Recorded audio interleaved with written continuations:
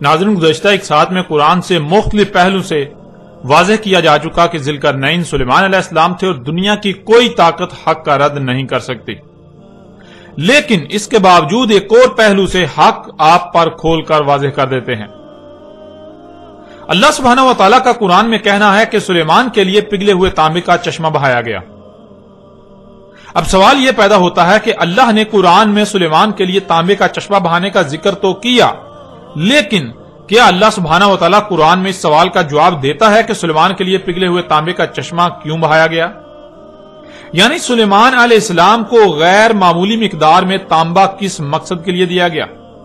سلیمان نے اس کو پگھلا کر کب، کہاں اور کیوں استعمال کیا؟ جب قرآن میں دیکھا جائے تو پورے قرآن میں کہیں بھی سلیمان کے نام کے ساتھ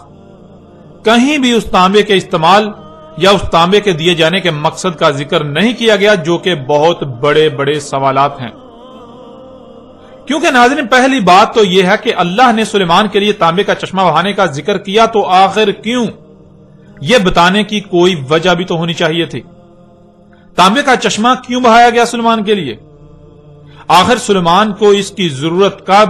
کہاں اور کیوں پیش آئی؟ اتنی بڑی مقدار میں تانبے کا استعمال کہاں کیا گیا؟ آپ پورے کا پورا قرآن چھان لیں، آپ کو کہیں بھی سلیمان کا نام استعمال کرتے ہوئے سلیمان کی طرف سے تانبے کے استعمال کا ذکر نہیں ملے گا۔ اور اگر یہ بات مان لی جائے کہ قرآن ان سوالات کے جوابات دینے سے قاصر ہے، خاموش ہے، تو قرآن اپنے ہی دعوے میں غلط ثابت ہو جاتا ہے کہ قرآن میں ہر سوال کا جواب موجود ہے۔ قرآن ہر بات کو بیان کرتا ہے، اور نہ صرف بیان کرتا ہے بلکہ ہر پہلو سے سامنے رکھتا ہے، اور وہ بھی مسئلوں سے۔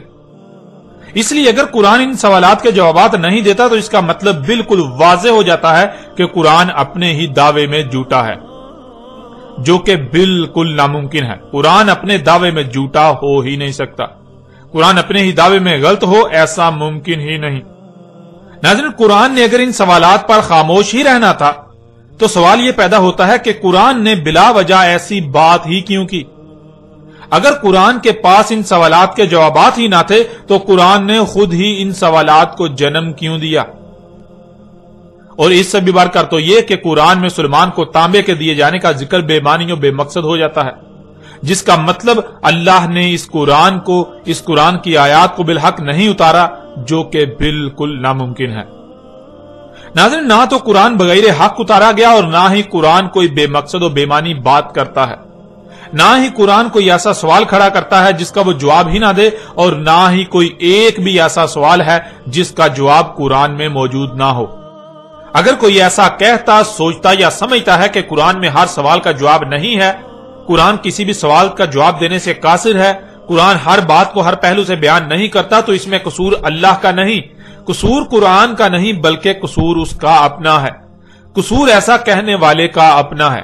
کہ وہ اس معیار پر پورا ہی نہیں اتر رہا جس معیار پر پورا اترنے سے قرآن اپنے راز کھولتا ہے۔ وہ اللہ کے طے کردہ اس قانون پر ہی پورا نہیں اتر رہا جس پر پورا اترنے سے ہی قرآن کھلتا ہے۔ قرآن ہر سوال کا جواب دیتا ہے، قرآن رہنمائی کرتا ہے، اس لیے قصور اللہ کا نہیں، قصور قرآن کا نہیں، بلکہ قصور ایسا کہنے، سوچنے یا سمجھنے والے کا ہے۔ آپ پیچھے یہ بات جان چکے کہ اللہ نے نہ صرف ہر اس مسئلے یا معاملے کو قرآن میں بیان کر دیا جو انسانوں کو پیش آنا تھا، اور پھر کسی ایک بھی بات، معاملے یا مسئلے کو قرآن میں ایک ہی پہلو سے ایک ہی مقام پر بیان نہیں کیا، بلکہ ہر بات کو، ہر معاملے کو، ہر مسئلے کو ہر پہلو سے ایک سے زائد مقامات پر قرآن میں بیان کیا۔ اس لیے قرآن میں اللہ سبحانہ وتعالی نے ایک مقام پر یہ بتایا کہ سلیمان کے لیے تانبے کا چشمہ بہا دیا، تو اسی قرآن میں کسی دوسرے مقام پر سلیمان ہی کی طرف سے اس تانبے کو کب، کہاں اور کیوں استعمال کیا گیا، اس پر بھی تفصیل کے ساتھ بات کی۔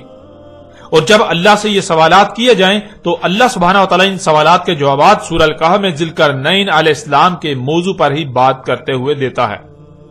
جس کے لیے تانبے کا چشمہ بہایا، ایک مقام پر اس کا نام تو دوسرے مقام پر اس کے اسم سے اس کا ذکر کرتے ہوئے اس تانبے کے استعمال کی تفصیلات بھی بیان کر دی، جس سے یہ بات مزید کھل کر واضح ہو جاتی ہے کہ ذوالقرنین کوئی اور نہیں بلکہ سلیمان بن داؤد علیہ السلام تھے۔ اس کے علاوہ بھی اگر آپ غور کریں تو آپ پر یہ بات واضح ہو جائے گی کہ پورے قرآن میں ایک جگہ پگھلے ہوئے تانبے کا چشمہ بہانے کا ذکر کیا گیا تو دوسری جگہ اس تانبے کے استعمال کا ذکر کیا گیا کہ اسے کب، کہاں، کیوں اور کس مقصد کے لیے استعمال کیا، جس سے یہ بات بالکل واضح ہو جاتی ہے کہ جب تانبا سلیمان کو دیا گیا تو ظاہر ہے استعمال بھی سلیمان نے ہی کیا، یوں ذوالقرنین کوئی اور نہیں بلکہ اللہ کے نبی سلیمان علیہ السلام تھے۔ ناظرین، آپ پر ہر لحاظ سے کھل کر واضح ہو چکا کہ ذوالقرنین سلیمان علیہ السلام تھے، لیکن اب سوال یہ پیدا ہوتا ہے کہ ذوالقرنین سلیمان علیہ السلام تو اس قرآن کے نزول سے پہلے ہی گزر چکے، تو کیا قرآن میں یہ محض ذوالقرنین سلیمان علیہ السلام کا قصہ بیان کیا گیا جس کا قرآن کے نزول سے لے کر آج سات کے قیام تک کے لوگوں کے ساتھ کوئی تعلق نہیں؟ کیونکہ اگر یہ بات مان لی جائے کہ اس قرآن کے نزول سے لے کر آج سات کے قیام تک کے لوگوں کے ساتھ اس واقعے کا کوئی تعلق نہیں، یہ محض گزرے ہوں کا قصہ سنایا جا رہا ہے، تو اس کا مطلب قرآن میں اساطیر الاولین ہے، یعنی یہ محض پہلوں کی سطریں ہیں، قصے کہانیاں ہیں، اس سے بڑھ کر کچھ نہیں۔ اور پھر سوال یہ پیدا ہوتا ہے کہ کیا یہی حق ہے یا پھر حق اس کے بالکل برعکس کچھ اور ہے؟ اس قرآن میں قرآن کے نزول سے پہلے جو گزر چکے ان کا قرآن میں ذکر کیا جانا انتہائی اہمیت کا حامل ہے۔ اس سوال کا جواب جاننے کے لیے اللہ سبحانہ و تعالیٰ سے ہی رجوع کرتے ہیں کہ آیا اللہ سبحانہ و تعالیٰ نے اس قرآن میں ذوالقرنین کا واقعہ کیوں بیان کیا؟ آخر قرآن میں اس واقعے کا ذکر کرنے کا مقصد کیا تھا؟ آخر قرآن میں ان لوگوں کا ذکر کیوں کیا گیا، ان کے واقعات کیوں بیان کیے گئے جو اس قرآن کے نزول سے پہلے ہی گزر چکے تھے؟ تو ناظرین، اس سوال کا جواب اللہ سبحانہ و تعالیٰ قرآن میں یوں دیتا ہے۔ سورہ زمر کی آیت نمبر 23 میں اللہ سبحانہ و تعالیٰ کا کہنا ہے، اللہ نزل احسن الحدیث، اللہ نے اتاری احسن الحدیث، یعنی اللہ نے جو اتارا ہے وہ نزول سے لے کر سات کے قیام تک کی ایسی بہترین تاریخ ہے جس سے بہتر کوئی تاریخ ہو ہی نہیں سکتی۔ حدیث کہتے ہیں تاریخ کو، اور حدیث کی سے کے نیچے زیر کا استعمال اسے مستقبل کا صیغہ بنا دیتا ہے، جس سے الحدیثی کے معنی بنتے ہیں یہ قرآن اپنے نزول سے لے کر سات کے قیام تک کی تاریخ ہے، یعنی اس قرآن میں جو کچھ بھی بیان کیا گیا وہ قرآن کے نزول سے لے کر سات کے قیام تک جو کچھ بھی ہونا تھا وہ سب کا سب بیان کیا گیا۔ لیکن ناظرین، جب قرآن میں دیکھا جائے تو اس قرآن میں مستقبل کی بجائے زیادہ تر بات ماضی کی گئی، یعنی وہ جو اس قرآن کے نزول سے پہلے گزر چکے ان کا ذکر کیا گیا، جس سے یہ بات غلط ثابت ہو جاتی ہے کہ قرآن احسن الحدیث ہی ہے، یعنی یہ قرآن اپنے نزول سے لے کر سات کے قیام تک کی احسن تاریخ ہے۔ لیکن ناظرین، جب قرآن میں دیکھا جائے تو اس قرآن میں مستقبل کی بجائے زیادہ تر بات ماضی کی گئی، یعنی وہ جو اس قرآن کے نزول سے پہلے ہی گزر چکے ان کا ذکر کیا گیا، ان کے واقعات سنائے گئے، ان کے واقعات قرآن میں درج ہیں، جس سے یہ بات غلط ثابت ہو جاتی ہے کہ قرآن احسن الحدیث ہی ہے، یعنی یہ قرآن اپنے نزول سے لے کر سات کے قیام تک کی احسن تاریخ ہے، ایسی بہترین تاریخ جس سے بہتر کوئی تاریخ ہو ہی نہیں سکتی۔ قرآن کا یہ دعویٰ اس لیے غلط ثابت ہو جاتا ہے کیونکہ قرآن خود کو نزول سے لے کر سات کے قیام تک کی تاریخ بتا رہا ہے، لیکن جب قرآن میں دیکھا جائے تو اس میں تاریخ تو اس کے نزول سے پہلے گزر جانے والوں کی بیان کی گئی، جیسے کہ قوم نوح، قوم عاد، قوم سمود، قوم لوط، قوم شعیب اور آل فرعون وغیرہ کا ذکر، امت بنی اسرائیل وغیرہ کا ذکر اور ان رسولوں کا ذکر جو ماضی کا قصہ بن چکے۔ یعنی جب قرآن میں دیکھا جائے تو قرآن میں گزشتہ لوگوں کی تاریخ ملتی ہے جو ماضی کا قصہ بن چکے، لیکن اس کے بالکل برعکس قرآن کا یہ دعویٰ ہے کہ یہ قرآن کے نزول سے لے کر سات کے قیام تک کی تاریخ ہے۔ اب ناظرین، جب قرآن خود یہ دعویٰ کر رہا ہے کہ قرآن اپنے نزول سے لے کر سات کے قیام تک کی تاریخ ہے تو پھر قرآن غلط ہو ہی نہیں سکتا، بلکہ غلط تو وہ ہے جو ایسا سمجھ رہا ہے کہ قرآن میں مستقبل کی بجائے ماضی کی تاریخ بیان کی گئی، کیونکہ قرآن یہ بھی واضح کر دیتا ہے کہ اس قرآن میں اساطیر الاولین نہیں بلکہ مسئلیں بیان کی گئیں۔ اس قرآن میں جو کچھ بھی بیان کیا گیا، اس قرآن میں نزول سے لے کر سات کے قیام تک کی جو تاریخ بیان کی گئی وہ مسلوں سے بیان کی گئی۔ وہ جو سلف ہو چکے ان کا ذکر نہیں کیا گیا، بلکہ ذکر تو قرآن کے نزول سے لے کر الساعۃ کے قیام تک جو کچھ بھی ہونا تھا اس کا کیا گیا، لیکن مسلوں سے، جس کا ذکر اللہ سبحانہ و تعالی نے قرآن میں مختلف مقامات پر بھی کر دیا، جیسا کہ آپ ان آیات میں دیکھ سکتے ہیں۔ اس وقت سکرین پر آپ کو سورہ زخرف کی آیت نمبر 56 نظر آ رہی ہے، جس میں اللہ سبحانہ و تعالی کا کہنا ہے فَجَعَلْنَاهُمْ سَلَفًا وَمَثَلًا لِلْآخِرِينَ، پس کر دیا ہم نے انہیں سلفا، یعنی ایک ایک کو گزرے ہوئے کر دیا، جو دنیا میں آئے تھے اب گزرے ہوئے ہو چکے، اور جنہیں ایک ایک کو گزرے ہوئے کر دیا انہیں مثل کر دیا آخرین، یعنی بعد والوں کے لیے۔ ناظرین، یہاں سوال یہ پیدا ہوتا ہے کہ کن کو سلفا کر دیا، یعنی جو بھی دنیا میں آئے ان میں سے ایک ایک کو گزرا ہوا کر دیا، وہ کون ہے، کن کو کر دیا؟ اس آیت کے آخر میں لفظ آخرین آیا ہے، جو کہ اولین کی ضد ہے، جس سے یہ بات بالکل واضح ہو جاتی ہے کہ اولین کو سلفا کر دیا گیا۔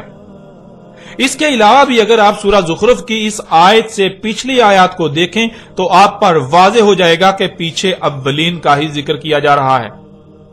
یعنی اس قرآن کے نزول سے پہلے جو لوگ گزر چکے، وہ نہ صرف گزر چکے بلکہ اللہ نے ان کو مثل کر دیا، کن کے لیے؟ اس قرآن کے نزول سے لے کر الساعۃ کے قیام تک آنے والوں کے لیے۔ اس آیت میں اللہ سبحانہ و تعالی نے یہ بات بالکل کھول کر اور دو ٹوک الفاظ میں واضح کر دی کہ اس قرآن کے نزول سے پہلے جو بھی دنیا میں آیا، خواہ وہ کوئی رسول تھا، امت تھی یا قوم، ایک ایک کو گزرے ہوئے کر دیا۔ اس قرآن کے نزول سے پہلے جو بھی دنیا میں آئے، جو اولین تھے ان کو گزرے ہوئے کر دیا، اور نہ صرف گزرے ہوئے کر دیا بلکہ انہیں مثل کر دیا آخرین، یعنی بعد والوں کے لیے، اس قرآن کے نزول سے لے کر الساعۃ کے قیام تک آنے والوں کے لیے۔ ناظرین، یہ وہ وجہ ہے جس وجہ سے اللہ سبحانہ و تعالی نے قرآن میں کئی مقامات پر یہ بات بار بار واضح کی اور ہر پہلو سے واضح کی کہ اس قرآن میں ہر شے کو مسلوں سے بیان کر دیا گیا۔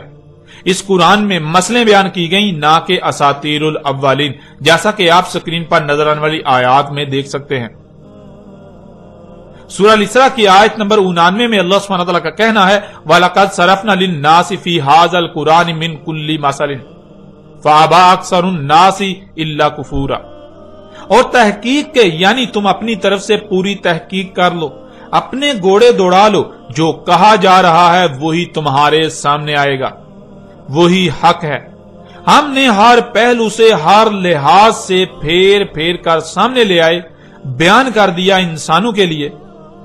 اس قرآن میں تمام کی تمام مسئلوں سے۔ پس انکار کر دیا انسانوں کی اکثریت نے، مگر اس لیے کہ جو کچھ بھی انہیں عطا کیا گیا وہ اس مقصد کے لیے استعمال ہی نہیں کرنا چاہتے جس مقصد کے لیے انہیں عطا کیا گیا، وہ اپنی خواہشات کی اتباع کرنا چاہتے ہیں۔ اس لیے انسانوں کی اکثریت نے اس بات کا انکار کر دیا کہ اللہ نے اس قرآن میں ہر شے کو مسئلوں سے بیان کر دیا۔ اس قرآن کے نزول سے لے کر الساعۃ کے قیام تک جو کچھ بھی ہونا تھا وہ سب کا سب ہر پہلو سے بیان کر دیا مسئلوں سے۔ اس بات کا انسانوں کی اکثریت نے انکار کر دیا۔ پھر آگے سورہ الکہف کی آیت نمبر 54 میں اللہ سبحانہ وتعالی کا کہنا ہے وَلَقَدْ صَرَفْنَا فِي هَذَا الْقُرْآنِ لِلنَّاسِ مِنْ كُلِّ مَثَلٍ وَكَانَ الْإِنسَانُ أَكْثَرَ شَيْءٍ جَدَلًا، اور تحقیق کے، یعنی تم اپنی طرف سے پوری تحقیق کر لو، تم اپنے گھوڑے دوڑا لو، جو کہا جا رہا ہے وہی تمہارے سامنے آئے گا اور وہی حق ہے۔ ہم نے ہر پہلو سے، ہر لحاظ سے پھیر پھیر کر سامنے لے آئے، بیان کر دیا انسانوں کے لیے اس قرآن میں تمام کی تمام مسئلوں سے، یعنی اس قرآن میں ماضی میں پیش آنے والے واقعات میں سے صرف ان کا ذکر کیا جو خو بخو اس قرآن کے نزول سے لے کر الساعۃ کے قیام تک پیش آئیں گے۔ انسانوں کے ہر سوال کا جواب ہر پہلو سے، ہر لحاظ سے پھیر پھیر کر اس قرآن میں بیان کر دیا۔ قرآن کے نزول سے لے کر الساعۃ کے قیام تک انسانوں کو جب جب جو جیسے جیسے رہنمائی درکار تھی، سب کا سب اس قرآن میں ہر پہلو سے پھیر پھیر کر تمہارے سامنے لے آئے۔ اور تھا انسان اکثریت معاملات میں جھگڑا کرنے والا، سو جھگڑا ہی کیا۔ یعنی قرآن کی بات تسلیم کرنے کی بجائے اپنی خواہشات و اپنے خود ساختہ الہوں کی باتوں کو قرآن پر ترجیح دی۔ جب بھی قرآن نے کسی معاملے میں رہنمائی کی تو اپنی بےہودہ دلیلوں کو قرآن پر پیش کیا اور قرآن کے مد مقابل اور اشیاء کو لا کھڑا کیا، وہ بات تسلیم نہ کی جو قرآن نے کی۔ ناظرین، ان آیات میں اللہ سبحانہ تعالیٰ نے یہ بات واضح کر دی کہ قرآن کے نزول سے لے کر اجساد کے قیام تک انسانوں کو جو معاملات بھی پیش آنے تھے، ان کے ہر سوال کا جواب اسی قرآن میں بیان کر دیا۔ نہ صرف بیان کر دیا بلکہ پھیر پھیر کر ہر پہلو سے مسئلوں کے ساتھ بیان کر دیا۔ یعنی اس قرآن کے نزول سے لے کر اجساد کے قیام تک جو کچھ بھی ہونا تھا یا ہونا ہے، اس سب کی تاریخ پہلے ہی لکھ دی اور مسئلوں سے لکھی گئی۔ مطلب یہ کہ آپ اس قرآن میں دیکھتے ہیں بار بار جگہ جگہ وہ لوگ جو گزر چکے ان کا ذکر آتا ہے، بہت سے واقعات کا ذکر آتا ہے جو ماضی میں ہو چکے، جس سے بظاہر ایسا لگتا ہے کہ قرآن گزرے ہوں کی کہانیاں سنا رہا ہے۔ قرآن ان لوگوں کے قصے سنا رہا ہے جو اس قرآن کے نزول سے پہلے ہی دنیا سے جا چکے، گزر چکے۔ لیکن وہ قصے کہانیاں نہیں ہیں، وہ اساطیر الاولین نہیں ہیں، بلکہ وہ سب کی سب مسئلے ہیں۔ ماضی میں جو کچھ بھی ہوا اس میں سے وہ اور ایسے بیان کیا جو آگے مستقبل میں ہونے والے واقعات کا احاطہ کرے۔ یعنی اس قرآن کے نزول سے لے کر اجساد کے قیام تک کی تاریخ اس طرح مسئلوں سے لکھی گئی جس سے نہ صرف ماضی کی تاریخ بھی آ جاتی ہے اور مستقبل میں کیا کچھ ہونا ہے اس کی تاریخ بھی بن جاتی ہے۔ جہاں امت بنی اسرائیل کا ذکر کیا جا رہا ہے تو اگر اس سے مراد یہ لے لیا جائے کہ یہاں بنی اسرائیل کا ذکر کیا جا رہا ہے تو پھر جان لیں بنی اسرائیل تو گزر چکے، ماضی کا قصہ بن چکے۔ تو اس کا مطلب یہ ہوگا کہ قرآن بنی اسرائیل کی کہانی سنا رہا ہے، بنی اسرائیل کا واقعہ سنا رہا ہے۔ یوں قرآن میں بنی اسرائیل سے متعلق جو کچھ بھی آیا ہے وہ محض چند سطور کے علاوہ کچھ نہیں، جنہیں عربی میں اساطیر الاولین کہا جائے گا۔ لیکن قرآن خود یہ کہہ رہا ہے کہ اس قرآن میں اساطیر الاولین نہیں بلکہ مسئلے ہیں۔ مطلب اصل میں ذکر بنی اسرائیل کا نہیں بلکہ موجودہ امت کا کیا جا رہا ہے، لیکن مسئلوں سے۔ اس کے بہت سے فائدے ہیں، یعنی قرآن میں اس طرح بیان کرنے کے، اس طرح بات کرنے کے بہت سے فائدے ہیں۔ ایک تو یہ کہ اس طرح نہ صرف اصل مقصد مستقبل کی تاریخ بن گئی، دوسرا بنی اسرائیل یعنی ماضی کی تاریخ بھی لکھی گئی۔ تیسرا یہ کہ قرآن جو بار بار غور و فکر کا کہتا ہے، جو غور و فکر نہیں کریں گے وہ اسی کے ذریعے گمراہی کا شکار ہوں گے۔ وہ یہی سمجھیں گے کہ یہ بنی اسرائیل کی کہانی سنائی جا رہی ہے، یہ اساطیر الاولین ہیں، یہ جو اولین ہیں ان کی محض سطریں ہیں، اور جو غور و فکر کریں گے، جو غور و فکر کرنے والے ہیں وہ اس سے ہدایت پائیں گے، ان پر واضح ہو جائے گا کہ یہ اساطیر الاولین نہیں بلکہ مسئلے ہیں۔ قرآن میں جہاں جہاں گزشتہ لوگوں کا ذکر کیا گیا اصل میں وہاں ان کا ذکر نہیں بلکہ موجودہ لوگوں کا ذکر ہے، ان کی تاریخ لکھی گئی۔ اس قرآن میں اس قرآن کے نزول سے لے کر اجساد کے قیام تک جو کچھ بھی ہونا تھا اس سب کے سب کی تاریخ لکھ دی گئی مسئلوں سے۔ ناظرین، اللہ سبحانہ تعالیٰ نے اس قرآن میں حق اس قدر کھول کھول کر واضح کر دیا، لیکن افسوس کہ حق اس قدر واضح ہو جانے کے باوجود بھی آج تک خود کو مسلمان کہلوانے والے، خود کو اس قرآن کے اہل کہلوانے والے یہی کہتے سمجھتے لکھتے اور سناتے آئے کہ اس قرآن میں اساطیر الاولین ہیں، یعنی اس قرآن میں اس کے نزول سے پہلے کے لوگوں کے بارے میں جو کچھ بھی لکھا ہوا ہے وہ سب کے سب ان کے قصے و کہانیاں سنائی جا رہی ہیں، جن کا قرآن کے نزول سے لے کر اجساد کے قیام تک کے لوگوں کے ساتھ کوئی تعلق نہیں سوائے ان کو ان کی کہانیاں سنائے جانے کے۔ اور اسی بات کو اللہ سبحانہ و تعالی نے آج سے 14 صدیاں قبل ہی اس قرآن میں بھی آیات کی صورت میں اتار دیا تھا، یعنی یہ جو انسانوں نے کیا، یہ خود کو مسلمانوں والوں نے جو کیا، اس کی تاریخ بھی اللہ سبحانہ و تعالی نے آج سے 14 صدیاں قبل ہی اسی قرآن میں اتار دی تھی، جیسا کہ آپ سکرین پر آیات کو دیکھ رہے ہیں۔ سورہ القلم کی آیت نمبر 15 اور المطففین کی آیت نمبر 13 میں اللہ سبحانہ تعالیٰ کا کہنا ہے اذا تتلی علیہ آیاتنا قال اساطیر الاولین، جب تلاوت کی جاتی ہیں اس پر ہماری آیات، یعنی جب انسان پر اللہ کے بھیجے ہوئے اللہ کے رسول کی طرف سے اللہ کی آیات تلاوت کی جاتی ہیں، اللہ کی آیات کو بیان کیا جاتا ہے، کھول کھول کر ترتیب کے ساتھ واضح کیا جاتا ہے، تو آگے سے انسان کا جواب یہ ہوتا ہے، انسان کہتا ہے اساطیر الاولین، یہ اساطیر الاولین ہے، یعنی یہ جو کچھ بھی قرآن میں گزشتہ لوگوں کے بارے میں آیا ہے یہ تو محض پہلو کی سطریں ہیں، اس سے بڑھ کر کچھ نہیں۔ یہ تو ان کے قصے کہانیاں، ان کے واقعات سنائے جا رہے ہیں جن کا موجودہ انسانوں کے ساتھ کوئی تعلق نہیں۔ پیچھے آپ پر واضح کیا جا چکا کہ اساطیر الاولین اس طرح ثابت ہوتی ہیں جب یہ کہا جائے کہ یہ تو گزشتہ لوگوں کی بات کی جا رہی ہے جس کا ہمارے ساتھ کوئی تعلق نہیں، اور یہی موجودہ انسانوں کا کہنا ہے جو آج تک کہتے آئے اور کہہ رہے ہیں، جو قرآن پر ایمان رکھنے کے دعوے دار ہیں، اور مزید کیا کہتے ہیں یہ بھی اللہ سبحانہ وتعالی نے قرآن میں بیان کر دیا۔ لَقَدْ وُعِدْنَا هَٰذَا نَحْنُ وَآبَاؤُنَا مِن قَبْلُ إِنْ هَٰذَا إِلَّا أَسَاطِيرُ الْأَوَّلِينَ۔ تحقیق یعنی انسان کہہ رہے ہیں، انسانوں کا کہنا ہے کہ تم اپنی تحقیق کر لو، تمہارے سامنے یہی بات آئے گی، وعدہ ہے ہمارا، یہ ہم اور ہمارے آباء و اجداد اس سے پہلے نہیں ہے مگر یہ اساطیر الاولین، یعنی یہ ہمارا وعدہ ہے، تم اپنی تحقیق کر لو، تمہارے سامنے یہی آئے گا۔ ہم یعنی موجودہ وہ لوگ جو قرآن کی ترجمانی کے دعوے دار ہیں، جو علماء و مفسر ہیں، اور جو ہمارے آباء و اجداد یعنی جو ہم سے پہلے گزر چکے، جنہوں نے قرآن کی تفاسیر لکھی، تمہیں اس کے سوا اور کوئی بات نہیں ملے گی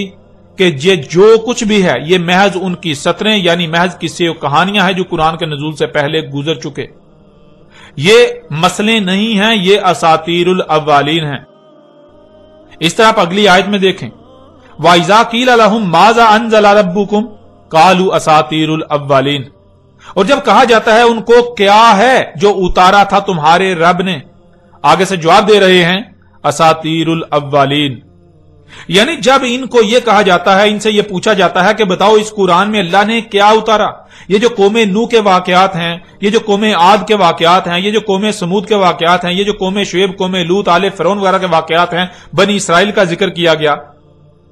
یعنی قرآن میں جو گزشتہ ہلاک شدہ اقوام، گزشتہ لوگوں کا ذکر کیا گیا، اس قرآن کے نزول سے پہلے کے لوگوں کا ذکر کیا گیا، یہ سب کا سب کیا ہے؟ تو آگے سے ان کی طرف سے یہی جواب آئے گا، یہ یہی کہہ رہے ہیں کہ یہ اساطیر الاولین ہیں، یہ تو پہلے لوگوں کی محض سطور ہیں، اس سے بڑھ کر کچھ نہیں، یہ تو ان کے قصے و کہانیاں ہیں۔ پھر اس طرح اگلی آیت میں دیکھیں، سورہ انفال کی آیت نمبر 13، وَإِذْ تُتْلَىٰ عَلَيْهِمْ آيَاتُنَا قَالُوا قَدْ سَمِعْنَا لَوْ نَشَاءُ لَقُلْنَا مِثْلَ هَٰذَا إِنْ هَٰذَا إِلَّا أَسَاطِيرُ الْأَوَّلِينَ، اور جب ہمارا بھیجا ہوا رسول تلاوت کر رہا ہے ان پر ہماری آیات، یعنی ہماری آیات کو کھول کھول کر واضح کر رہا ہے، تو آگے سے ان کا یہ رد عمل آتا ہے، تحقیق سن چکے ہم،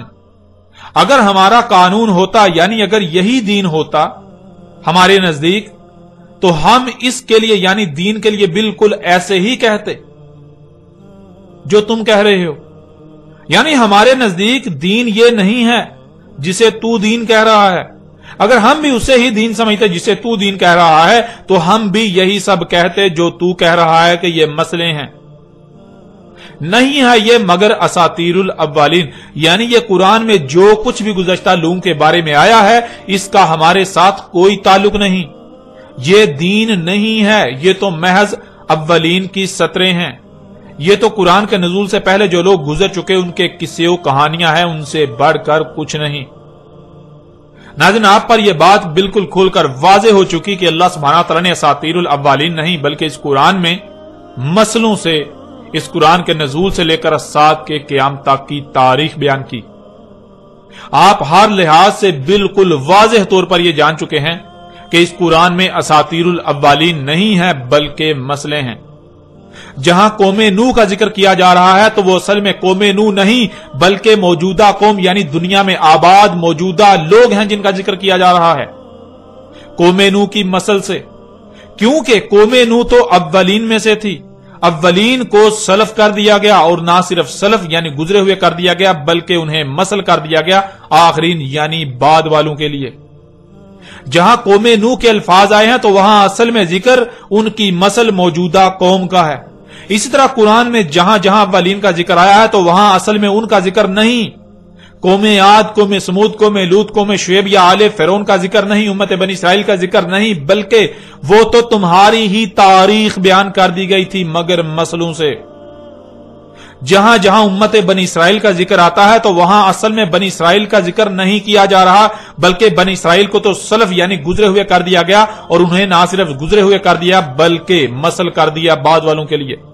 तो जरा गौर करें, उम्मत बनी इसराइल तो सलफ हो चुकी, और उनकी मसल कौन सी उम्मत है? उनके बाद कौन सी उम्मत आई? उनके बाद कौन है जिन्हें उम्मत बनाया गया? जो उनके बाद वाली उम्मत है। नाज़रीन, जिनको सलफ यानी गुजरे हुए कर दिया, उनको सिर्फ गुजरे हुए नहीं बल्कि मसल कर दिया बाद वालों के लिए। यानी जो भी इस कुरान के नजूल से पहले इस दुनिया में आए वो ना सिर्फ गुजरे हुए हो गए बल्कि उन्हें मसल कर दिया इस कुरान के नजूल से लेकर आज के क़याम तक के लोगों के लिए। इसलिए इस कुरान में जहां भी गुज़श्ता हलाकशुदा लोगों का जिक्र हो रहा हो, इस कुरान में जहां भी गुज़श्ता लोगों का जिक्र किया जा रहा हो, वो असल में उनका जिक्र नहीं है। वो असल में उनका जिक्र करके आपको उनके किस्से कहानियां सुनाना मकसद नहीं है, बल्कि वो तो इस कुरान के नजूल से लेकर सात के क़याम तक की तारीख बयान की जा रही है मगर मसलों से। असल में जिक्र गुजरे हुओं का नहीं बल्कि बाद वालों का किया गया। जिक्र इस कुरान के नजूल से पहले वालों का नहीं बल्कि जिक्र तो इस कुरान के नजूल से लेकर सात के क़याम तक आने वालों का किया गया। जैसे कि जहां भी कौमे नूह का जिक्र आता है तो वो कौमे नूह का जिक्र नहीं किया जा रहा, असल में मौजूदा कौम का जिक्र किया जा रहा है। कौमे नूह की मसल से वो असल में जिक्र मौजूदा कौम का है। और अगर इसके बावजूद भी कोई ये कहता है कि वहां कौमे नूह का ही जिक्र किया जा रहा है, उसका मौजूदा कौम के साथ कोई ताल्लुक नहीं, तो उसका मतलब वो ये दावा कर रहा है कि कुरान में मसले नहीं बल्कि असातीरुल अव्वलीन हैं। ऐसा ही कुरान में जहां जहां उम्मत बनी इसराइल का जिक्र किया गया वहां असल में जिक्र उम्मत बनी इसराइल का नहीं बल्कि उम्मत बनी इसराइल को तो सलफ कर दिया गया, और जिन्हें सलफ कर दिया गया ना सिर्फ सलफ बल्कि उन्हें मसल कर दिया बाद वालों के लिए। इसलिए वहां असल में जिक्र उम्मत बनी इसराइल की मसल इस मौजूदा उम्मत का किया जा रहा है। और नाज़रीन, इसी बात को एक दूसरे पहलू से भी आपके सामने रखते हैं, आप पर बिल्कुल खोलकर वाज़ेह कर देते हैं। इस कुरान में तमाम की तमाम आयात हैं। आयात लफ्ज जमा का सीगा है और इसका वाहद है आयत, और लफ्ज आयत जिद है बैयन की। बैयन कहते हैं शय का हर लिहाज से, हर पहलू से वाज़ेह होना, उसका राई बराबर हिस्सा भी कोई पहलू भी पोशीदा ना होना, छुपा हुआ ना होना। यानी किसी भी शय का जिसका जिक्र किया जा रहा है उसका हर पहलू से उसका अंग अंग बिल्कुल खुलम खुला सामने होना, वाज़ेह होना। और इसके बरक्स आयत कहते हैं पूरी की पूरी शय को छुपा देना या छुपे हुए होना, और उसका छोटा सा हिस्सा, छोटा सा पहलू सामने होना जो आयत कहलाएगा, जिसमें गौर करने यानी जिसकी गहराई में जाने से वो क्या था जो छुपा दिया गया, जो छुपा हुआ है वो खुल कर सामने आ जाएगा।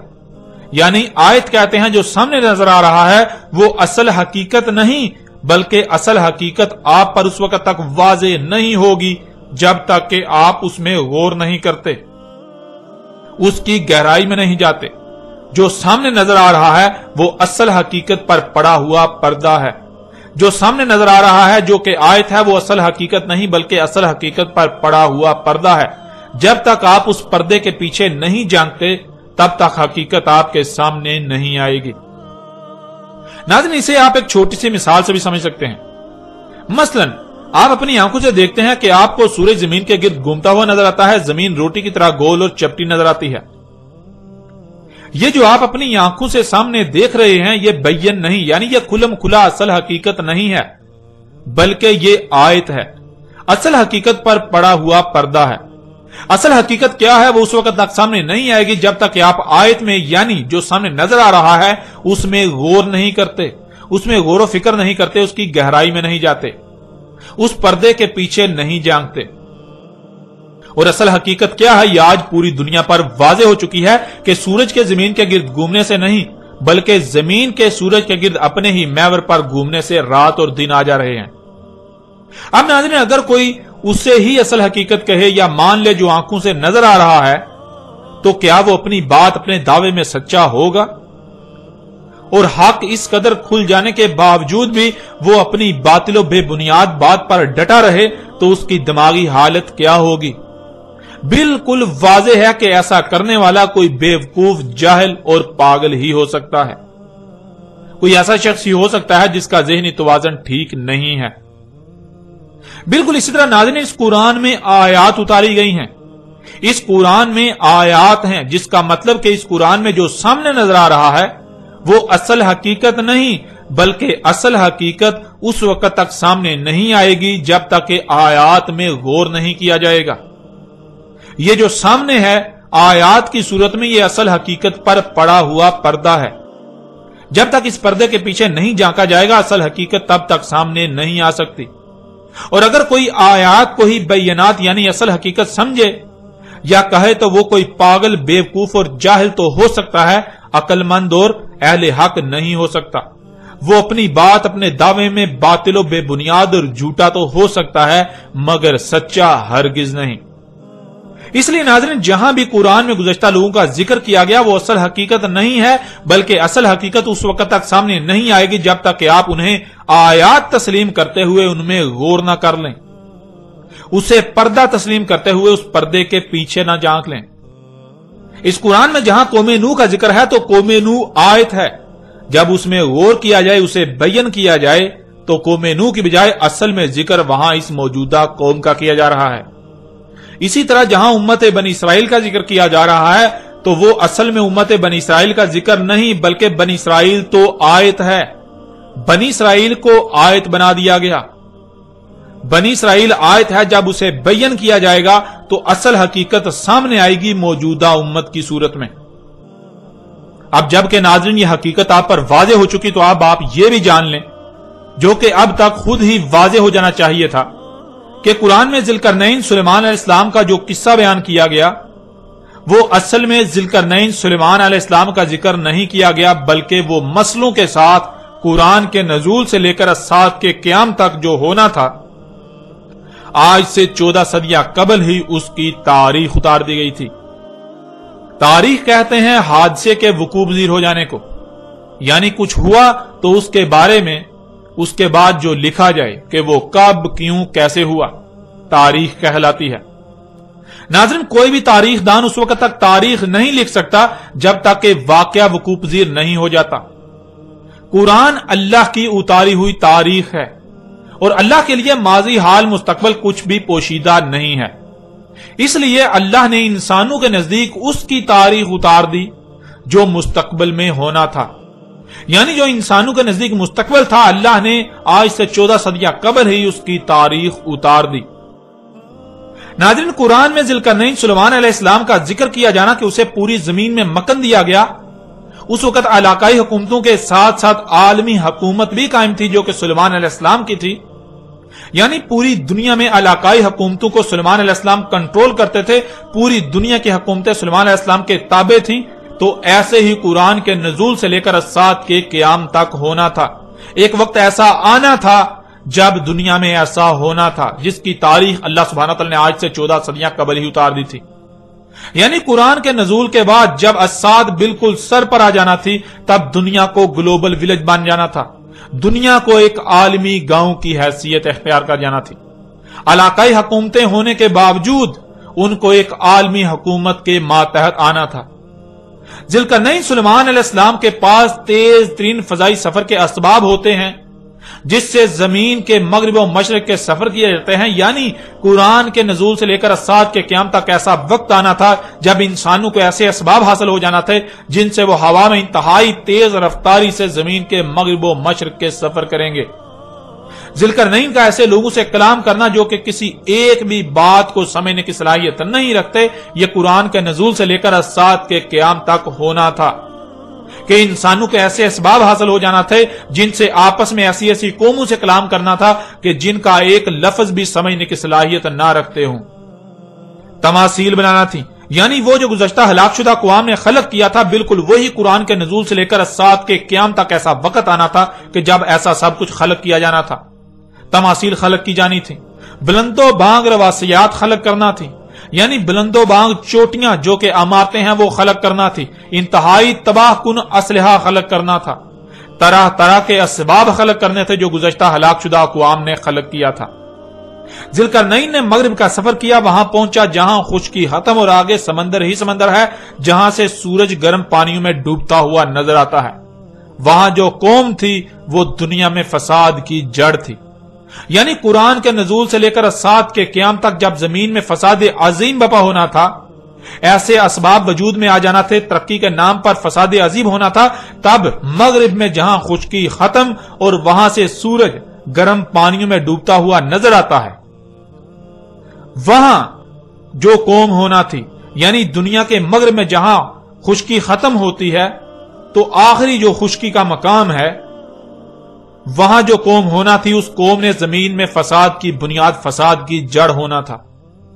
اور ذرا غور کریں، کیا آج ایسا ہوا؟ کیا آج ایسا ہو رہا ہے؟ کیا آج واقعتاً ایسے خطے میں ایسی قوم آباد ہے جو زمین میں فساد کی جڑ ہے، فساد کی بنیاد ہے، جہاں کے شیاطین زمین و آسمانوں میں فساد عظیم کر رہے ہیں؟ جب غور کریں تو ہاں، بالکل وہ خطہ آج موجود ہے جسے دنیا امریکہ کا نام دیتی ہے، اور امریکی قوم جو دنیا میں فساد کی جڑ ہے، فساد کی بنیاد ہے۔ اسی طرح ذوالقرنین کے مشرق کے سفر کا ذکر کیا گیا، وہاں ایسی قوم جب سورج طلوع ہوتا ہے تو سب سے پہلے اسی قوم پر طلوع ہوتا ہے، اس کے بعد باقی اقوام پر طلوع ہوتا ہے۔ اس قوم نے زمین میں فساد عظیم بپا کرنا تھا، اور آج وہ قوم موجود ہے جسے چینی اور جاپانی قوم کہا جاتا ہے۔ یہی وہ قوم ہے مشرق کی جانب کے جب سورج طلوع ہوتا ہے تو سب سے پہلے اسی قوم پر طلوع ہوتا ہے، اس کے بعد باقی اقوام پر طلوع ہوتا ہے۔ اسی طرح تیسرا سفر جو مغرب و مشرق کے درمیان تھا، وہاں جو خطہ ہے، اس خطے میں قرآن کے نزول سے لے کر الساعۃ کے قیام تک ایسی قوم نے آنا تھا جس نے زمین میں تباہی مچانا تھی، فساد کرنا تھا، لوگوں کے اموال لوٹنا تھے، اور وہ خطہ یورپ اور روس کا خطہ بنتا ہے۔ اور آج بالکل یہ قوم بھی فساد کر رہی ہے، پوری دنیا کے وسائل لوٹ رہی ہے۔ مغرب و مشرق میں جن اقوام کا ذکر کیا گیا، یہ موجودہ دور کی تاریخ بیان کی گئی تھی۔ قرآن کے نزول کے بعد جب اعظم فتنے یعنی دجال کا ظہور ہونا تھا، اس کے پیچھے 3 اقوام کو ہونا تھا۔ ان میں سے ایک دنیا کے مغرب میں آباد امریکی قوم، دوسری دنیا کے مشرق میں آباد چینی اور جاپانی قوم، اور تیسری ان دونوں کے وسط میں آباد روسی اور یورپی قوم۔ یہ عظیم راز آج سے 14 صدیاں قبل ہی بیان کر دیے گئے تھے۔ اس وقت جو لوگ یہ سب کچھ کر رہے تھے ان کو قرآن میں یاجوج اور ماجوج کہا گیا۔ تو قرآن کے نزول سے لے کر الساعۃ کے قیام تک جب ایسا ہونا تھا تو ایسا کرنے والوں کو قرآن نے یاجوج اور ماجوج کہا۔ ناظرین، یہ عظیم خبریں آج سے 14 صدیاں قبل ہی دے دی گئیں، لیکن کسی کو اس قرآن میں کچھ بھی نظر نہ آیا۔ ہر کوئی قرآن میں اتنے عظیم راز، ان عظیم خبروں کو، اس تاریخ کو اساطیر الاولین بنا کر بیٹھا رہا، گزشتہ اقوام کے قصے و کہانیاں بنا کر بیٹھا رہا۔ اور ناظرین، اب آپ کو بآسانی سے اس بات کی بھی سمجھ آ جائے گی کہ محمد علیہ السلام نے سورہ الکہف کو بار بار دجال کے ساتھ کیوں جوڑا۔ کیونکہ سورہ الکہف میں دجال اور اس وقت جب دجال موجود ہونا تھا اس کی مکمل رہنمائی موجود ہے۔ ذرا غور کریں، کیا آج دنیا میں یہی سب نہیں ہو رہا؟ کیا آج دنیا مختلف ممالک میں تقسیم ہونے کے باوجود ایک زبان اور ثقافت میں نہیں ڈال چکی؟ قومیں ایک دوسرے کی زبان کا ایک لفظ بھی سمجھنے کی صلاحیت نہ ہونے کے باوجود اسباب کے ساتھ روانی سے ایک دوسرے سے کلام نہیں کر رہی ہیں۔ اس وقت پوری دنیا مختلف ممالک میں تقسیم ہونے کے باوجود ایک زبان و ثقافت میں ڈل چکی، پوری دنیا گلوبل ولیج بن چکی، پوری دنیا میں علاقائی حکومتیں ہونے کے ساتھ ساتھ انہیں اقوام متحدہ کے تحت، ایک عالمی حکومت کے تحت کنٹرول کیا جا رہا ہے۔ دنیا ایک عالمی گاؤں کی حیثیت اختیار کر چکی ہے۔ ناظرین، کیا آج اسباب کے ذریعے دنیا کی کسی بھی قوم سے گفتگو کرنا ممکن نہیں ہو چکا؟ یہاں تک کہ نہ صرف ممکن بلکہ انتہائی آسانی کے ساتھ ان لوگوں کے ساتھ بات چیت کی جا سکتی ہے اور کی جا رہی ہے جن کے ساتھ ان اسباب سے قبل بات کرنے کا تصور بھی نہیں کیا جا سکتا تھا۔ اور ناظرین، کیا آج دنیا کے مغرب و مشرق تک انتہائی تیز رفتار پرسکون اور ہوائی سفر ممکن نہیں ہو چکا؟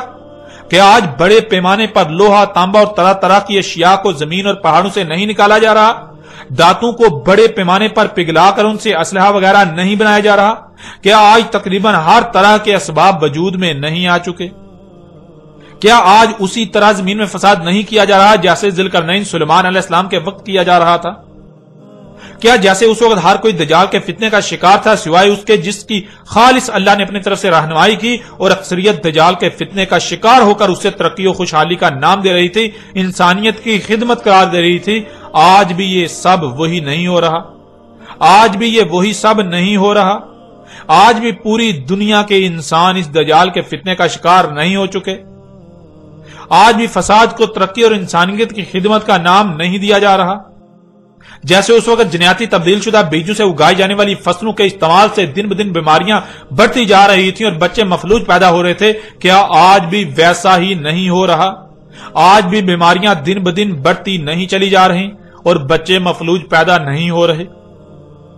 ذوالقرنین نے دو قوموں کے درمیان سد بنا کر ایک دوسرے کی طرف جانے پر روک لگا دی، یعنی مضبوط بارڈر تعمیر کر دیا، اور یہ اللہ سبحانہ تعالیٰ نے آج کی تاریخ اتاری تھی۔ آج کی تاریخ، آج جو ہو رہا ہے، جو ہو چکا، اس کی تاریخ اتاری تھی۔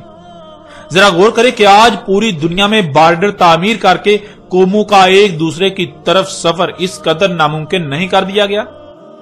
کیا قوموں کے درمیان دیواریں تعمیر نہیں کر دی گئیں، رکاوٹیں نہیں کھڑی کر دی گئیں؟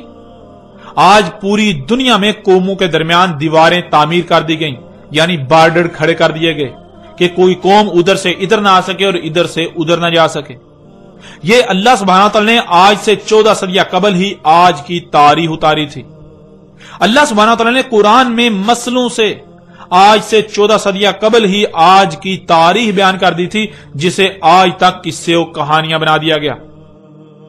اب ذرا غور کریں، قرآن میں سورہ الکہف کی ان آیات کو اتارنے کا مقصد کیا تھا؟ کیا یہ ذوالقرنین اور ان قوموں کی کہانی سنائی جا رہی ہے؟ یعنی قرآن میں اساطیر الاولین ہیں، یا پھر قرآن کے نزول سے لے کر آج سات کے قیام تک جو کچھ بھی ہونا تھا اس کی مسئلوں سے تاریخ بیان کر دی گئی؟ اور آپ یہ بات بارہا جان چکے ہیں کہ قرآن میں اساطیر الاولین نہیں بلکہ مسئلے بیان کی گئیں۔ قرآن میں آیات ہیں، بینات نہیں ہیں۔ یعنی سورہ الکہف کی آیات میں جو سامنے نظر آ رہا ہے وہ اصل حقیقت نہیں، بلکہ اصل حقیقت تو اس کے پردے میں چھپا دی گئی، ان آیات کے پردے میں چھپا دی گئی۔ اصل میں ذوالقرنین علیہ السلام اور ان قوموں کا ذکر کرنا مقصود نہیں تھا، بلکہ اصل میں تو ذوالقرنین اور ان قوموں کے پردے میں دنیا میں آباد موجودہ قوموں کا ذکر کیا گیا، ان کی تاریخ اتاری گئی تھی۔ ذوالقرنین اور وہ قومیں تو سلف ہو چکی، اور جنہیں سلف کر دیا گیا انہیں نہ صرف سلف بلکہ مسل کر دیا گیا بعد والوں کے لیے۔ تو یہاں سلف کے پردے میں اصل ذکر مسل کا ہو رہا ہے، جو کہ موجودہ اقوام ہیں۔ ناظرین، اللہ سبحانہ و تعالی نے آج سے 14 صدیاں قبل ہی ان آیات کی صورت میں عظیم خبریں دے دی تھیں، آج کی مکمل تاریخ اتار دی تھی، لیکن خود کو اللہ کے نمائندے کہلوانے والوں نے، خود کو قرآن کے ترجمان کہلوانے والوں نے، خود کو علماء و مفسرین کہلوانے والوں نے کیا کیا، یہ حقیقت آپ کے سامنے ہے۔ ان لوگوں نے مسلوں کو اساطیر الاولین بنا دیا۔ ان لوگوں نے قرآن میں جو کچھ بھی یہ ذکر آیا، گزشتہ اقوام کا ذکر آیا، ان لوگوں نے ان کو مسلوں کے بجائے اساطیر الاولین بنا دیا۔ انہوں نے ان کو ان قوموں کے قصے و کہانیاں بنا دیا، اور پھر ان قصے و کہانیوں کو اتنا پھیلایا گیا کہ کوئی تصور بھی نہ کر سکے، کسی کے تصور میں بھی نہ آئے کہ قرآن میں اساطیر الاولین نہیں بلکہ مسئلے ہیں۔ آپ ان کی تفاسیر اٹھا کر دیکھیں، آپ ان کے تراجم اٹھا کر دیکھیں، آپ کسی بھی ملا سے پوچھ لیں، کسی مفسر سے پوچھ لیں، آپ کسی سے بھی سوال کر لیں کہ قرآن میں یہ جو گزشتہ اقوام کا ذکر کیا گیا یہ کیا ہے، تو آپ کے اوپر بالکل واضح ہو جائے گا کہ ان لوگوں نے یہ قرآن میں اساطیر الاولین بنا دی۔ ان لوگوں نے قرآن میں ان سب کے سب کو ان لوگوں کے قصے و کہانیاں بنا دیا گیا اور ہر طرف پھیلا دیا، جو کہ آج زبان زد عام ہے۔ کسی کو بھی علم نہیں کہ اللہ سبحانہ و تعالیٰ نے تو اس قرآن میں، اس قرآن کے نزول سے لے کر الساعۃ کے قیام تک کی تاریخ اتاری تھی۔ ناظرین، ذوالقرنین علیہ السلام کے اوپر ہر لحاظ سے کھول کھول کر واضح بات ہو چکی۔ اب بڑھتے ہیں اور آگے، اور آئندہ ایک ساتھ میں بات کریں گے یاجوج اور ماجوج کے موضوع پر۔